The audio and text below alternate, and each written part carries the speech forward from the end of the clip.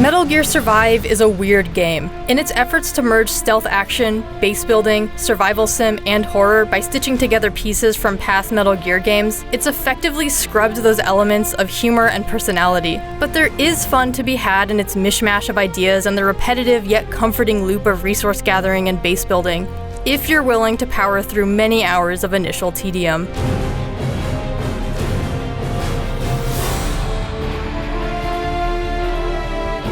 Survive opens with a lot of questions. Why did a wormhole open up above Mother Base? What is this boring zombie-infested dimension it's dropped all these people into? And what does it have to do with diamond dogs, which shouldn't exist yet?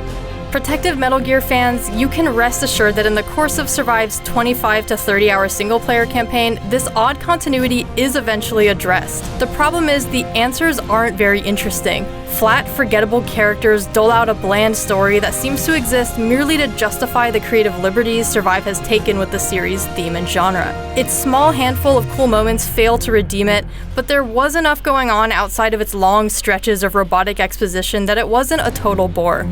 The opening hours, though, are pretty boring. Tutorials are rarely fun, and this one stretches on longer than most as it teaches you how to manage your hunger and thirst meters, scavenge for resources to build entry-level gear, and harvest zombies for Kuban energy, the main in-game currency used for everything from crafting to leveling up. While things take a while to pick up, I fell into a pretty comfortable base building routine once they did.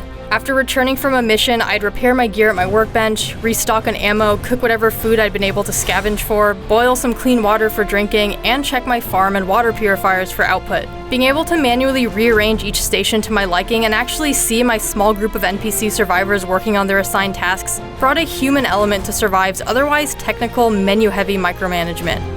The best materials are found in the Dust, a dangerous, unmappable zone where the majority of Survive's resource gathering and zombie slaying action takes place. Those who have played Metal Gear Solid 5 will recognize the Dust as the Afghanistan map from the Phantom Pain, only blanketed in a thick fog and stripped of interesting landmarks. Encounters with the Wanderers, Survive's base enemy type, and their sadly rare variations are similarly bland. They're mindless and predictable, and they don't even chase you for very long, so attracting their attention has few consequences. Survive seems to fundamentally misunderstand the circumstances that have made fun, stealthy escapades possible in previous Metal Gear games. Where Survive's action thrives is in its wave-based defense missions, which are also the format of its 4-player co-op multiplayer. The melee-heavy combat feels good from a mechanical standpoint, even when you're resource-rich enough to afford ammo, but the fun doesn't come from poking or shooting the same zombie in the face over and over again. It's in those hectic moments where you're struggling to manage the onslaught of wanderers from every direction, bouncing between several entry points at once, and fortifying your defenses between waves.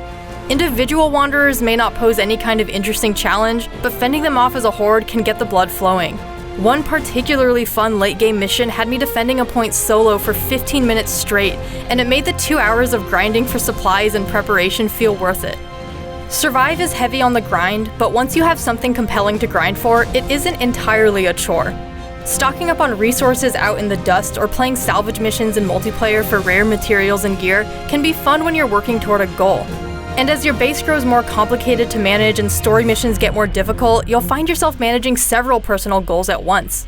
That hypnotic resource-gathering, base-building loop feels akin to a casual game made up of Phantom Pain parts. And that was surprisingly enjoyable once I set aside my reservations about Survive not really being a Metal Gear game. The darker side of that is its microtransactions, particularly the one that requires you to pay $10 to start a new character without erasing your old one. I never felt pressured to dish out real money for new loadout slots or other areas where the opportunity to make in-game purchases pop up, but requiring money for 2 save game slots is something I hope Konami changes its mind on.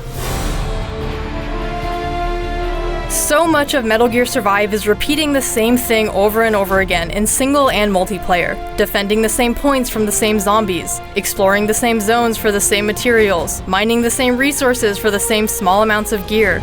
But after learning the ropes and learning to set your own personal goals within that loop, there's an odd comfort in the formula, and I can see myself returning to expand my endgame base out of my own completionist urges. Survive might not compare well to the tactical espionage action that's defined the Metal Gear series we know and love, but its oddly hit-or-miss combo of some solid old ideas and some clumsy new ones has at least some appeal.